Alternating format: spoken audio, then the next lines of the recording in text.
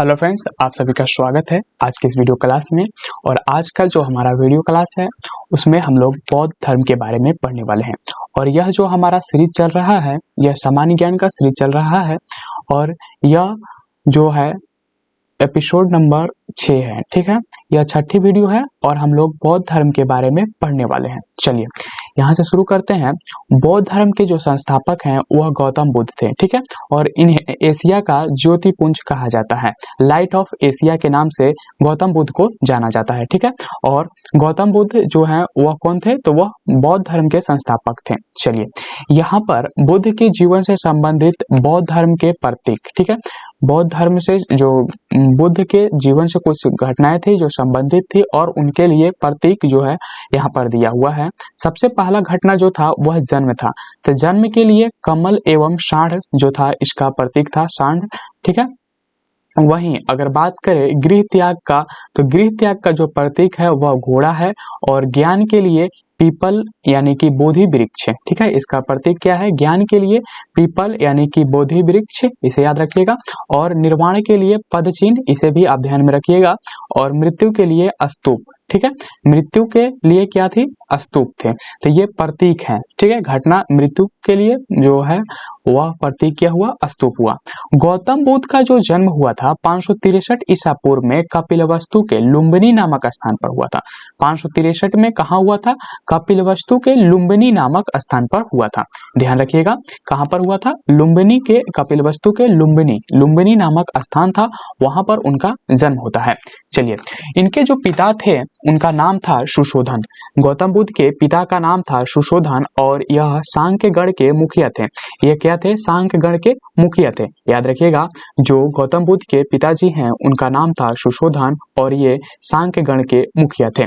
इनकी माता जो थी माया देवी की मृत्यु, इनकी माता का नाम माया देवी था। ठीक है, और इनकी मृत्यु जो हुआ था जन्म के 7वें दिन यानी कि बुद्ध के जन्म के 7वें दिन ही हो गई थी। और इनका जो लालन पालन था वह सौतेली माँ जो थी प्रजापति गौतमी ने किया था। ठीक है, प्रजापति गौतमी ने किया था। तो यहाँ पर याद रखिएगा कि जो गौतम बुद्ध हैं उनका लालन पोषण उनकी सौतेली माँ जिनका नाम था प्रजापति गौतमी, ठीक है, प्रजापति गौतमी ने किया था। देखिए गौतम बुद्ध का कहीं ना कहीं नाम जो है जुड़ता है गौतमी से। ठीक है, यानी कि उनकी माता से, जो सौतेली माता थी जो उनके पालन पोषण किए थे, लालन पालन जो किए थे, उनके नाम से कहीं ना कहीं जुड़ता है गौतम बुद्ध यानी कि गौतमी से, प्रजापति गौतमी से।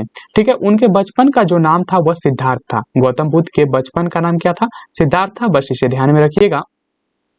गौतम बुद्ध का जो विवाह था 16 वर्ष की अवस्था में यशोधरा के साथ हुआ और उनके पुत्र का नाम राहुल था। तो उनका जो विवाह हुआ था 16 वर्ष की आयु में हो गया था। ठीक है, और इनके जो पत्नी थी उनका नाम यशोधरा थी। ठीक है, गौतम बुद्ध का विवाह यशोधरा के साथ हुआ था और उनके पुत्र का नाम राहुल था। ठीक है, तो 3 बातें यहाँ पर रखिएगा कि उनके जो बचपन का नाम है वह सिद्धार्थ है और गौतम बुद्ध का जो विवाह हुआ था 16 वर्ष की अवस्था में हुआ था यशोधरा के साथ और उनके पुत्र का नाम राहुल था। और गौतम बुद्ध का जो लालन पालन किए थे उनकी माता सौतेली माता जो थी वो किए थे और उनका नाम था प्रजापति गौतमी। चलिए सिद्धार्थ जब कपिलवस्तु की सैर पर निकले तो उन्होंने निम्न 4 दृश्यों को क्रमशः देखा। ठीक है, वह दृश्य कौन था, पहला है बूढ़ा व्यक्ति, दूसरा है एक बीमार व्यक्ति और तीसरा है 100 एवं एक सन्यासी। तो यहाँ पर उन्होंने 4 चीजें को देखा जब वो सिद्धार्थ जो थे कपिलवस्तु के सैर पर निकले थे। तो 4 चीजें उनको दिखाई दिया था, एक बूढ़ा व्यक्ति दिखाई दिया था, एक बीमार व्यक्ति दिखाई दिया था और एक 100 दिखाई दिया था तथा एक सन्यासी। और इसी को देखकर वह व्यथित हुए थे और सांसारिक दुखों से वो छुटकारा पाना चाहते थे। ठीक है, चलिए आगे बढ़ते हैं। यहाँ पर है कि सांसारिक समस्याओं के से व्यथित होकर सिद्धार्थ ने 29 वर्ष की अवस्था में गृह त्याग किया। ठीक है, उन्होंने कितने वर्ष की उम्र में गृह त्याग किया, तो 29 वर्ष की अवस्था में उन्होंने गृह त्याग किया। ठीक है, और अगर आपको ध्यान होगा तो महावीर स्वामी जो हैं जैन धर्म के 24वें तीर्थकार जिनका जो थे वह महावीर स्वामी उनका नाम था और वो जो थे 30 वर्ष की अवस्था में अपने बड़े भैया नंदीवर्धन से उन्होंने गृह त्याग के लिए आज्ञा लिया और उसके बाद गृह त्याग किया था। लेकिन यहाँ पर जो गौतम बुद्ध थे वह 29 वर्षों की अवस्था में ही गृह त्याग कर दिए थे। तो दो बातें यहाँ पर ध्यान रखिएगा, जिसे बौद्ध धर्म में महाभिनिष्क्रमण कहा गया है। देखिए, जो गृह त्याग है उसको बौद्ध धर्म में महाभिनिष्क्रमण कहा जाता है। ठीक है, बौद्ध धर्म में गृह त्याग को महाभिनिष्क्रमण कहा गया है। और यह गृह त्याग करने के बाद जो था, सिद्धार्थ बुद्ध ने कौशाली के अलार कलाम, ठीक है, अलार कलाम से सांख्य दर्शन की शिक्षा ग्रहण की। अलार कलाम सिद्धार्थ के प्रथम गुरु हुए। तो यहाँ पर ध्यान दीजिएगा, जो अलार कलाम थे वह सिद्धार्थ के पहले गुरु थे और इनसे जो सिद्धार्थ थे वह सांख्य दर्शन की शिक्षा लिए हुए थे। कौन सा दर्शन था? सांख्य दर्शन की शिक्षा लिए हुए थे अलार कलाम। ठीक है, तो जो सांख्य दर्शन है इसके प्रतिपादक कपिल थे। आप वैदिक सभ्यता में आपको याद होगा, वहां पर हम लोगों ने पढ़ा था। चलिए आगे बढ़ते हैं। यहाँ पर चलिए आगे हैं, यहां से हम शुरू करने वाले हैं। हाँ, अलार कलाम के बाद सिद्धार्थ ने राजगीर के रुद्रक रामपुत, ठीक है, उनका नाम क्या था? रुद्रक रामपुत से शिक्षा ग्रहण की। ठीक है, अलार कलाम जो थे, अलार कलाम इनके पहले गुरु हुए और इनसे उन्होंने सांख्य दर्शन की शिक्षा ली थी। और उसके बाद सिद्धार्थ ने राजगीर के रुद्रक रामपुत से शिक्षा ग्रहण की। ठीक है, रुद्रक रामपुत से उनके बाद शिक्षा ग्रहण की अलार कलाम के बाद। ठीक है, चलिए, उर्वेला में सिद्धार्थ को कौंडिन्य, वपा, भदिया, महानामा एवं असागी नामक 5 साधक मिले। ठीक है, तो उरुवेला में जो सिद्धार्थ को कितने 5 साधक मिले, जो उसमें कौंडिन्य था, कौंडिन्य, वपा, भादिया और महानामा, ये जो और असागी, ये जो 5 साधक थे ये उन्हें मिले थे। चलिए, बिना अन्न जल ग्रहण किए 6 वर्ष की कठिन तपस्या के बाद 35 वर्ष की आयु में वैशाख की पूर्णिमा की रात निरंजना यानी कि जो कि फल्गु नदी है के किनारे पीपल वृक्ष के नीचे सिद्धार्थ को ज्ञान प्राप्त हुआ था। देखिए, सिद्धार्थ को जो ज्ञान प्राप्त हुआ था वह कहाँ हुआ था? निरंजना नदी। निरंजना नदी, ध्यान रखिएगा, निरंजना नदी जिसे फल्गु नदी भी कहा जाता है। निरंजना नदी का नाम क्या है? फल्गु नदी। ठीक है, तो इनका जो ये जो ज्ञान प्राप्त हुआ था वह हुआ था 35 वर्ष की आयु में, वैशाख की पूर्णिमा की रात थी और निरंजना नदी के तट पर उन्हें पीपल वृक्ष के नीचे सिद्धार्थ को ज्ञान प्राप्त हुआ। और ज्ञान प्राप्ति के बाद सिद्धार्थ बुद्ध के नाम से जाने लगे। तो ज्ञान प्राप्ति के बाद जो सिद्धार्थ थे, सिद्धार्थ उनका बचपन का नाम था और उसके बाद जब ज्ञान मिल गया उन्हें तो ये बुद्ध के नाम से जाने लगे। और वह स्थान बोध गया कहलाया। जो स्थान पर उन्हें शिक्षा ज्ञान मिला था वह स्थान बोध गया के नाम से जाने लगा, बोध गया कहलाया। ठीक है, तो यहाँ पर आप ध्यान रखिएगा। चलिए आगे बढ़ते हैं। बुद्ध ने अपना जो प्रथम उपदेश सारनाथ में दिया था। सारनाथ को ऋषिपत्तनम, सारनाथ यानी कि ऋषिपत्तनम, यहाँ पर ध्यान दीजिएगा, यह प्रश्न हमेशा आता है कि बुद्ध ने अपना प्रथम उपदेश कहाँ दिया था? तो सारनाथ में दिया था, और जिसे बौद्ध धर्म में धर्म चक्र परिवर्तन कहा जाता है। इसे बौद्ध धर्म में धर्म चक्र परिवर्तन कहा जाता है। बुद्ध ने अपने उपदेश जनसाधारण की भाषा पाली में दिए। याद रखिएगा, जो बुद्ध थे वह अपनी जनसाधारण की भाषा पाली में उपदेश दिया करते थे और इन्होंने सबसे पहला उपदेश सारनाथ में दिया था। याद रखिएगा, इन्होंने पहला उपदेश सारनाथ में ऋषिपत्तनम में दिए हुए थे। बुद्ध ने अपने उपदेश कौशल, वैशाली, कौशाम्बी एवं अन्य राज्यों में दिए, लेकिन सर्वाधिक उपदेश कौशल देश की राजधानी श्रावस्ती में दिए थे। ठीक है, श्रावस्ती में दिए हुए थे। तो यहाँ पर जो आपको ध्यान में रखना है, यह ध्यान रखना है कि उन्होंने सबसे पहला जो उपदेश दिया था सारनाथ में दिया था और पाली भाषा में वे उपदेश दिया करते थे जो कि जनसाधारण की भाषा थे। और बुद्ध ने अपने उपदेश कौशल, वैशाली, कौशाम्बी एवं अन्य राज्यों में दिए थे। ठीक है, और सबसे ज्यादा वो जो था, सबसे ज्यादा वो कौशल देश की राजधानी श्रावस्ती जो थी वहां पर उन्होंने दिया था सबसे ज्यादा।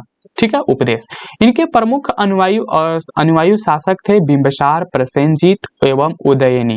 ठीक है, तो यहाँ पर आप याद रखिएगा, इनके जो अनुयायी शासक में बिंबिसार था, प्रसेनजीत था एवं उदयनी था। ठीक है, इनकी जो मृत्यु होती है, बुद्ध की मृत्यु 80 वर्ष की अवस्था में 483 ईसा पूर्व में कुशीनारा में हुआ जाता है। ठीक है, कुशीनारा में, देवरिया उत्तर प्रदेश में जो कि है, कुशीनारा में चुंद द्वारा अर्पित भोजन करने के बाद हो गई, जिसे बौद्ध धर्म में महापरिनिर्वाण कहा गया है। ठीक है, महापरिनिर्वाण कहा गया है। ठीक है, तो याद रखिएगा 80 वर्ष की अवस्था में 483 वर्ष, यहाँ पर आपको सिर्फ इतना याद रखना है कि बौद्ध धर्म जो गौतम बुद्ध हैं उनकी मृत्यु 483 ईसा पूर्व में हुआ था। बाकी आप इसे भूल भी सकते हैं। और एक बात ये याद रखिएगा कि जो बौद्ध धर्म में ये मृत्यु हुआ था उनका, वह महापरिनिर्वाण के संज्ञा से जाना जाता है। ठीक है, चलिए आगे बढ़ते हैं। मल्लों ने अत्यंत सम्मान पूर्वक जो था उनका अंत्योष्टि संस्कार किया गौतम बुद्ध का। ठीक है, चलिए आगे बढ़ते हैं। एक अनुश्रुति के अनुसार, यानी कि एक कहा अनसुना बात है कि एक अनुश्रुति के अनुसार मृत्यु के बाद बुद्ध के शरीर के अवशेषों को 8 भागों में बांटकर उन पर 8 स्तूपों का निर्माण करवाया गया। ठीक है, तो यह एक अनसुनी कहानी है जिस पर बताया जाता है कि जो गौतम बुद्ध हैं उनके मृत्यु के बाद उनके शरीर के अवशेषों को 8 भागों में बांटकर उन पर 8 स्तूपों का निर्माण कराया गया। बुद्ध ने के जन्म एवं मृत्यु की तिथि को चीनी परंपरा में कैंटोन अभिलेख के आधार पर निश्चित किया गया है। तो यहाँ पर जो बुद्ध के जन्म एवं मृत्यु की जो तिथि थी वह चीनी परंपरा के जो कैंटोन अभिलेख है उसके आधार पर सुनिश्चित किया गया था। चलिए, बौद्ध धर्म के बारे में हमें विषाद ज्ञान त्रिपिटक जो कि है उसका त्रिपिटक है, और उसमें कौन कौन से हैं आते हैं, विनय पिटक, सूत पिटक और सूत्र पिटक एवं अभिधम्म पिटक।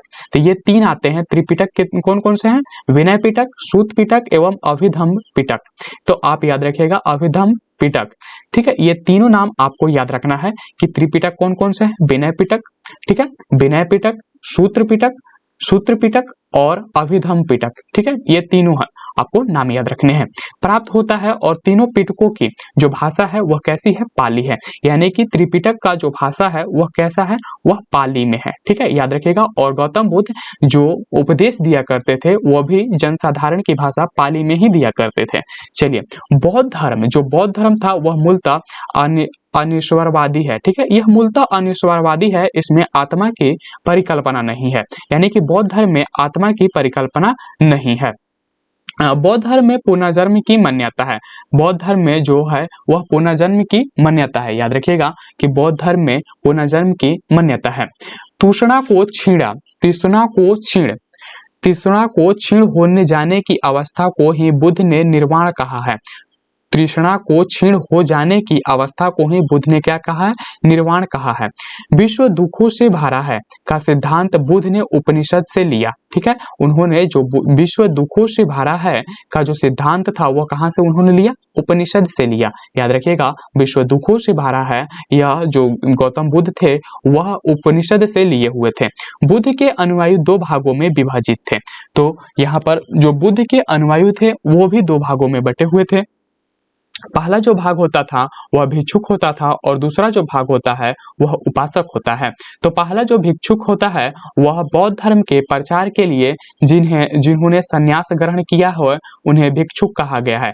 यानी कि भिक्षुक वह हुए जो बौद्ध धर्म के, उनका जो मेन मकसद क्या है, बौद्ध धर्म के प्रचार और प्रसार है, और इसी के लिए उन्होंने जब संन्यास ग्रहण किया है तो उन्हें हम लोग भिक्षुक के नाम से जानते हैं।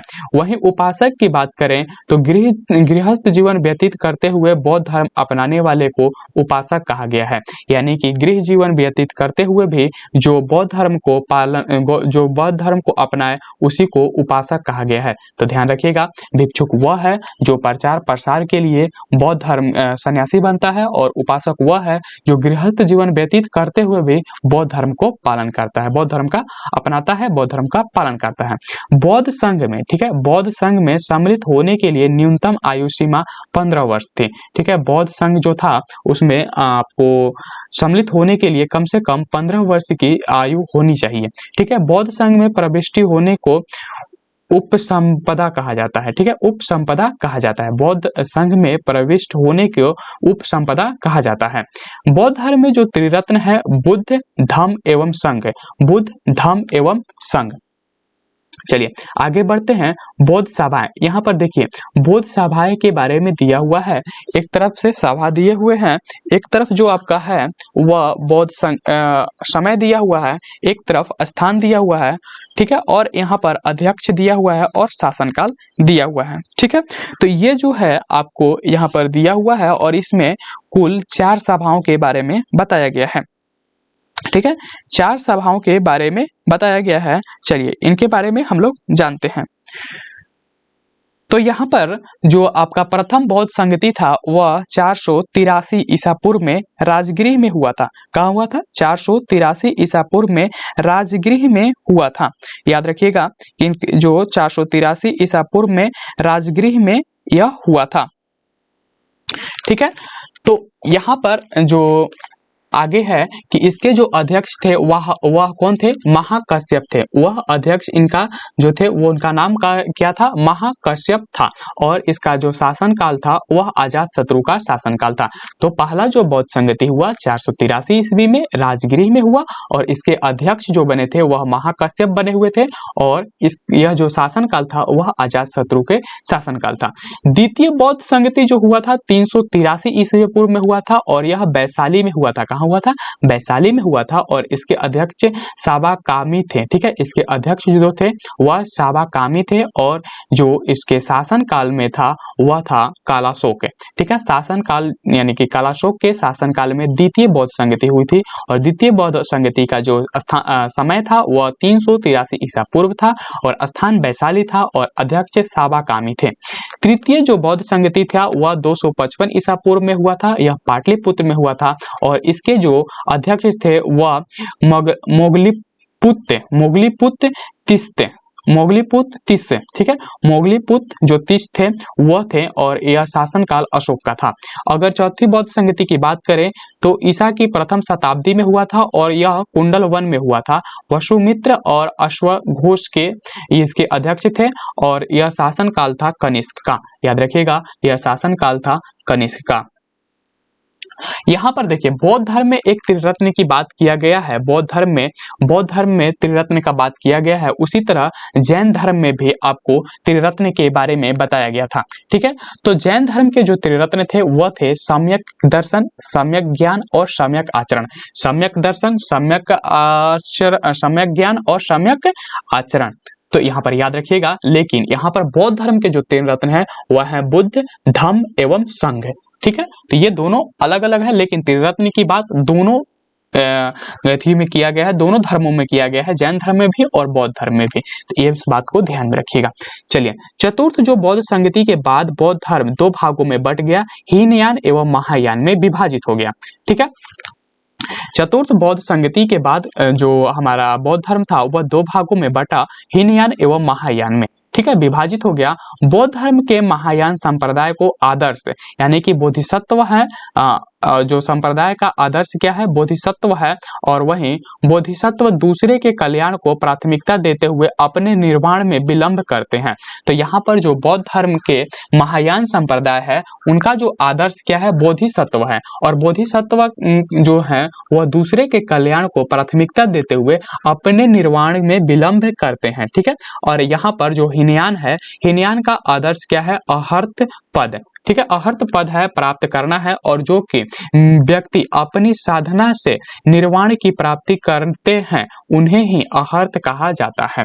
तो यहाँ पर आपको यह ध्यान में रखना है कि जो बौद्ध धर्म का महायान संप्रदाय था उसका आदर्श बोधिसत्व था और वहीं हीनयान का जो आदर्श है वह अहर्त पद है। चलिए यहाँ पर एक बात लिखा हुआ है कि अद्भुत भारत लेखक A.L. बासम के अनुसार 49 दिनों की तपस्या के बाद बुद्ध को ज्ञान की प्राप्ति हुई। तो यहाँ पर एक स्टार आपको ऊपर लगाया हुआ दिखा होगा, वहां पर जहां पर आपको ये लिखा हुआ था कि जो गौतम बुद्ध हैं उनको 6 वर्ष की कठिन तपस्या के बाद ज्ञान की प्राप्ति हुई थी।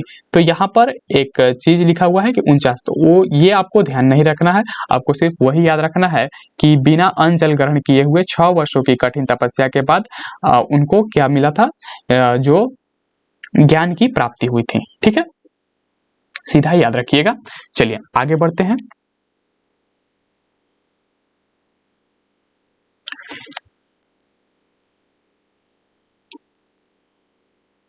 यहाँ पर है कि धार्मिक जुलूस प्रारंभ करने वाला बौद्ध जो धार्मिक जुलूस है, आप सभी अभी भी आप देखते होंगे धार्मिक जुलूस निकलता है, ठीक है। लेकिन धार्मिक जुलूस का जो प्रारंभ सबसे पहले बौद्ध धर्म के द्वारा प्रारंभ किया गया था, ठीक है। तो जो धार्मिक जुलूस होता है सबसे पहले बौद्ध धर्म, ठीक है, बौद्ध धर्म के द्वारा प्रारंभ किया गया और बौद्धों का सबसे पवित्र त्योहार बैसाख पूर्णिमा है। याद रखिएगा कि बौद्ध धर्म का सबसे पवित्र त्योहार क्या है, बैसाख पूर्णिमा है, जिसे बुद्ध पूर्णिमा के नाम से भी जाना जाता है। इसे बुद्ध पूर्णिमा के नाम से जाना जाता है। और इसका इतना महत्व क्यों है, इसलिए क्योंकि बुद्ध पूर्णिमा के दिन ही बुद्ध का जन्म होता है, ज्ञान की प्राप्ति होता है एवं महापरिनिर्वाण की प्राप्ति होती है। तो यानी कि जो बैसाख की पूर्णिमा थी वह इसलिए महत्वपूर्ण हो जाता है, यानी कि बुद्ध पूर्णिमा इसलिए महत्वपूर्ण हो जाता है बौद्ध धर्म वालों के लिए, क्योंकि बुद्ध का जन्म भी बैसाख पूर्णिमा को हुआ था, उनको ज्ञान की प्राप्ति भी बैसाख पूर्णिमा को हुआ था और महापरिनिर्वाण यानी कि उनकी मृत्यु जो हुआ था वह भी बैसाख पूर्णिमा को हुआ था। तो तीनों घटनाएं बैसाख पूर्णिमा को हुआ था। इसीलिए बौद्ध धर्म का सबसे पवित्र जो त्योहार है वह बैसाख पूर्णिमा माना जाता है। चलिए आगे बढ़ते हैं। बुद्ध ने सांसारिक दुखों के संबंध में 4 आर्य सत्यों का उपदेश दिया।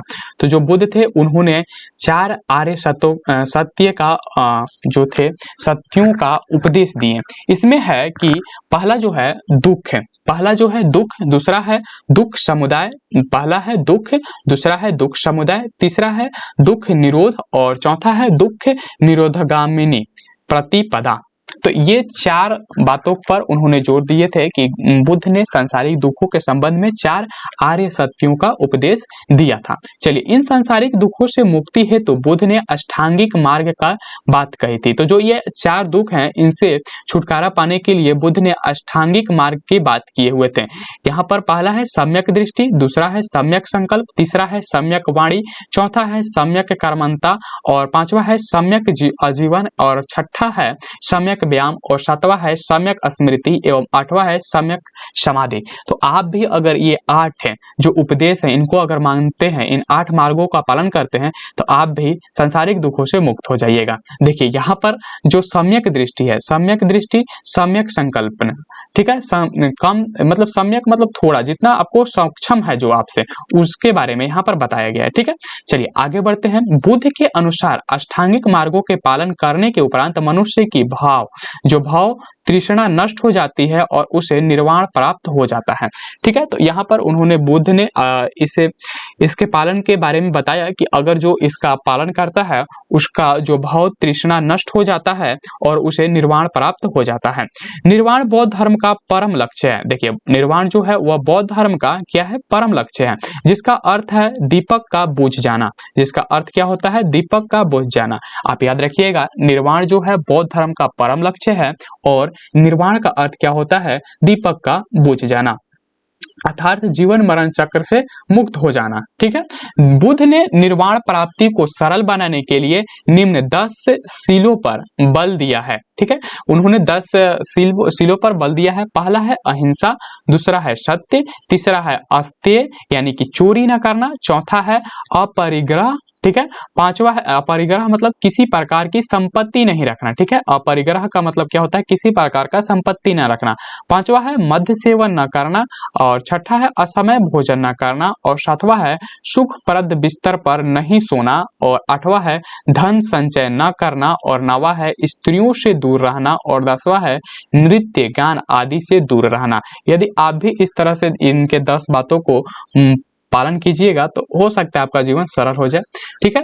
गृहस्थों के लिए केवल प्रथम 5 सील तथा भिक्षुओं के लिए 10 सील मानना अनिवार्य है। देखिए यहाँ पर एक कंडीशन है कि जो गृहस्थ है उनके लिए तो 5 चलेगा, ठीक है, 5 प्रथम 5 कौन कौन सा, असद अहिंसा, सत्य, अस्तेय यानी कि चोरी ना करना, अपरिग्रह मतलब किसी प्रकार की संपत्ति ना रखना और 5वां मद सेवन ना करना। तो ये 5 को मानकर ही गृहस्थ जीवन जो व्यतीत करने वाले लोग हैं उनके लिए तो ये चलेगा, लेकिन जो भिक्षु बनेंगे उनके लिए ये 10 सील मानना अनिवार्य था, ठीक है। ये भी ध्यान में रखिएगा कि ये 10 सील मानना अनिवार्य था। बुद्ध ने मध्यम मार्ग यानी कि मध्यमा प्रतिपद का उपदेश दिया। उन्होंने मध्यम मार्ग का उपदेश दिया था। चलिए आगे बढ़ते हैं। यहाँ पर है कि अनिश्वरवाद के संबंध में बौद्ध धर्म एवं जैन धर्म में समानता है। देखिए, अनिश्वरवाद में जो है वह अनिश्वरवाद के संबंध में बौद्ध धर्म एवं जैन धर्म की क्या है, समानता है। ठीक है, आपस में समानता है। जातक कथाएं जो होती है, जातक कथाएं जो प्रतिपादित करती है कि बोधिसत्व का अवतार मनुष्य रूप में भी हो सकता है तथा पशुओं के रूप में भी हो सकता है। तो जो बोधिसत्व का अवतार है वह मनुष्य रूप में भी हो सकता है और पशुओं के रूप में भी हो सकता है। यह जातक कथाएं क्या करती है, प्रदर्शित करती है। चलिए आगे बढ़ते हैं। यहाँ पर है कि बोधिसत्व के रूप में, ठीक है, बोधिसत्व के रूप में पुनर्जन्मों को दीर्घ श्रृंखला के अंतर्गत बुद्ध ने सांख्य मुनि के रूप में अपना अंतिम जन्म प्राप्त किया। ठीक है, तो यहाँ पर आपको ध्यान रखना होगा कि जो बोधिसत्व के रूप में जो पुनर्जन्मों की जो दीर्घ श्रृंखला के अंतर्गत बुद्ध ने सांख्य मुनि के रूप में अपना अंतिम जो जन्म था वह प्राप्त किया था। तो जो गौतम बुद्ध थे वह सांख्य मुनि के रूप में अपना अंतिम जन्म प्राप्त किए थे। ठीक है, किंतु उसके उपरांत मैत्रेय तथा अन्य अनाम बुद्ध अभी अवतरित होने शेष हैं। तो मैत्रेय और अभी अन्य भी अनाम यानी कि उनके जिनका नाम नहीं रखा गया है, बुद्ध जो है अभी अवतरित होने शेष रह गए हैं। ठीक है, सर्वाधिक बुद्ध मूर्तियों का निर्माण गंधार शैली के अंतर्गत किया गया था। तो यहाँ पर याद रखिएगा कि जो सर्वाधिक बुद्ध मूर्तियों का जो निर्माण था वह गंधार शैली के अंतर्गत किया गया था। कौन सा शैली था? गंधार शैली में सबसे ज्यादा बौद्ध मूर्तियों का निर्माण कराया गया था। लेकिन बुद्ध की जो प्रतिमाएं थी, प्रथम मूर्ति, ठीक है, जो बुद्ध की प्रथम मूर्ति संभवतः मथुरा कला के अंतर्गत बनाई गई थी। देखिए यहाँ पर आपको ध्यान क्या रखना है कि जो बुद्ध की प्रथम मूर्ति थी वह मथुरा कला के अंतर्गत बनाई गई थी, लेकिन यहाँ पर जो सर्वाधिक बुद्ध मूर्तियों का निर्माण हुआ है वह गंधार शैली में हुआ है। यानी कि ज्यादा से ज्यादा जो मूर्तियां हैं उनका निर्माण गंधार शैली में हुआ है, लेकिन जो पहली मूर्ति बनी हुई थी वह मथुरा कला में बनी हुई थी। ये आपको ध्यान रखना होगा। चलिए आगे बढ़ते हैं। तिब्बत, भूटान एवं पड़ोसी देशों में बौद्ध धर्म का प्रचार पदम संभव यानी कि गुरु रिनपाच, ठीक है, रिनपाच इनका नाम था, गुरु रिनपाच ने किया। ठीक है, पदम संभव का नाम क्या था? गुरु रिनपाच, ठीक है, ने किया। इसका संबंध बौद्ध धर्म के वज्रयान शाखा से था और इनकी 123 फीट ऊंची मूर्ति हिमाचल प्रदेश रवेला, ठीक है, हिमाचल प्रदेश जो है रवेला सर झील में है। देखिए यहाँ पर याद रखिएगा कि जो वज्रयान शाखा से यह संबंधित थे पदम संभव, और इनका 123 फुट की जो मूर्ति है वह कहाँ स्थित है? हिमाचल प्रदेश में स्थित है। ध्यान में रखिएगा कि यह 123 फीट की मूर्ति हिमाचल प्रदेश में स्थित है, जो कि रवेला सर झील में है। ठीक है, रवेला सर झील में है। देखिए यहाँ पर नोट देकर लिखा हुआ है कि भारत में उपासना की जाने वाली प्रथम मूर्ति संभवतः बुद्ध की थी। देखिए भारत में जो उपासना की जाने वाली प्रथम मूर्ति कौन सी थी? बुद्ध की ही थी। ठीक है, चलिए आगे बढ़ते हैं। भारत के महत्वपूर्ण बौद्ध मठ के बारे में हम लोग अब यहाँ पर जान लेते हैं। तो यहाँ पर जो आपको एक तरफ मठ दिए हुए हैं और दूसरी तरफ स्थान दिए हुए हैं और एक तरफ राज्य दिए हुए हैं। ठीक है, तो इसे भी हम लोग पढ़ लेते हैं। इसको आप ध्यान में रखिएगा, ठीक है ना, इसको आपको ध्यान में रखना है। और चलिए इसको भी देख लेते हैं। पहला मठ है टाबो मठ। ठीक है, टाबो मठ या फिर ताबो, यह कहाँ है? ताबो गांव, स्पीति घाटी में। ठीक है, स्पीति घाटी में, और यह हिमाचल प्रदेश में है। ठीक है, कहाँ है? हिमाचल प्रदेश में है। वहीं नामग्याल मठ जो है धर्मशाला स्थान कहाँ है? धर्मशाला, यह भी हिमाचल प्रदेश में स्थित है। वहीं हेमिस मठ जो है वह लद्दाख में है, जो कि जम्मू कश्मीर में है। हेमिस मठ कहाँ है? लद्दाख में है, और यह कहाँ स्थित है? जम्मू कश्मीर में स्थित है। ठीक है, जम्मू कश्मीर राज्य में स्थित है। वहीं थिकसे जो मठ है वह लद्दाख में ही है, और यह भी जम्मू कश्मीर में, आपको याद रखना होगा। और यहाँ पर सासुर जो मठ है वह लाहुल स्पीति हिमाचल प्रदेश में है। वहीं मिड्रालिंग जो मठ है वह देहरादून है, उत्तराखंड राज्य में स्थित है। वहीं रूमटेक मठ जो है वह गंगटोक में है, और यह सिक्किम में है। ठीक है, सिक्किम राज्य में स्थित है। वहीं ताबांग मठ की अगर बात करें तो यह अरुणाचल प्रदेश में है, और यह अरुणाचल प्रदेश राज्य में ही स्थित है। यह यहाँ पर जो है नामड्रालिंग, ठीक है, नामड्रालिंग जो मठ है वह मैसूर में स्थित है और यह कर्नाटक राज्य में स्थित है। मैसूर के स्थान पर कर्नाटक में स्थित है, ठीक है, कर्नाटक राज्य में स्थित है, आपको ध्यान रखना होगा। चलिए, बौद्ध मठ बोध गया जो है बिहार में है, बौद्ध मठ बोध गया जो कि बिहार में है। तो आज का जो हमारा वीडियो था बोधि मठ, ठीक है, बोधि मठा जो है, यहाँ पर मठा लिखा हुआ है, ठीक ना, ध्यान दीजिएगा कि जो बोधि मठा है वह मठ है बोधि मंडा जो मठ है वह बोध गया बिहार में स्थित है, ठीक है, बोधि मंडा जो मठ है वह बिहार में स्थित है, बोध गया के बिहार में स्थित है। तो आज का जो हमारा वीडियो था इसे यहीं पर समाप्त करते हैं। अगला जो हमारा टॉपिक होगा वह होगा शैव धर्म के बारे में, ठीक है, और हम लोग शैव धर्म के बारे में अगले टॉपिक में अगले वीडियो आने वाले वीडियो में जानेंगे। यदि आपको इस सीरीज से रिलेटेड कोई भी सुझाव देना हो तो आप हमें नीचे कमेंट बॉक्स में लिखिए, हम उस पर विचार जरूर करेंगे, ठीक है। अगर आपको ये वीडियो अच्छा लग रहा है तो इसे लाइक कीजिए, अगर इस वीडियो में कोई कमी है तो हमें जरूर बताइए। चलिए मिलते हैं इसके अगले वीडियो में, यानी कि शैव धर्म वाले टॉपिक के साथ। तो यह हमारा जो था वह सामान्य ज्ञान, लुसेंट का सामान्य ज्ञान का सीरीज चल रहा है और इसी सीरीज के अगले टॉपिक शैव धर्म का हमारा अगला वीडियो होगा। चलिए, तो आज के वीडियो को यहीं पर समाप्त करते हैं।